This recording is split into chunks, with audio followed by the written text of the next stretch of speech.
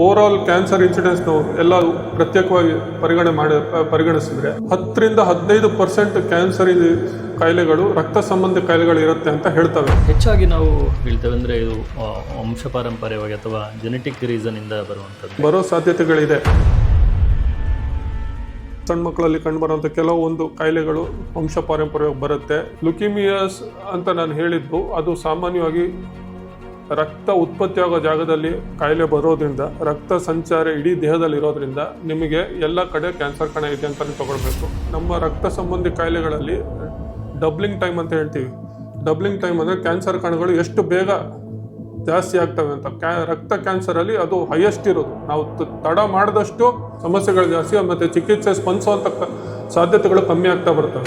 Blood ಕ್ಯಾನ್ಸರ್ಗೆ ಚಿಕಿತ್ಸೆ ಇವೆಯಾ? ಕೀಮೋಥೆರಪಿ ನಮ್ಮ ಯಾವುದೇ ಒಂದು ಚಿಕಿತ್ಸಾ ವಿಧಾನಕ್ಕೆ ತುಂಬ ಮುಖ್ಯವಾದ ಚಿಕಿತ್ಸಾ ಅಸ್ತ್ರ ಅಂತಲೇ ಹೇಳ್ಬೋದು.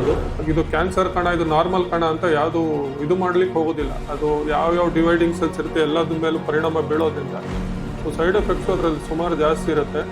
ನಾವು ಕ್ಯಾನ್ಸರ್ಗೆ ಅಂತೇಳಿ ನಾವು ಕೊಡೋ ಟ್ರೀಟ್ಮೆಂಟಿಂದ ಕ್ಯಾನ್ಸರ್ ಕಣಗಳು ಬಿಟ್ಟು ಬೇರೆ ಅಂಗಾಂಗಗಳ ಮೇಲೆ ಅದರದ್ದು ವ್ಯತಿರಿಕ್ತ ಪರಿಣಾಮ ಬೀರೋ ಸಾಧ್ಯತೆಗಳು ಜಾಸ್ತಿ ಇರ್ತವೆ.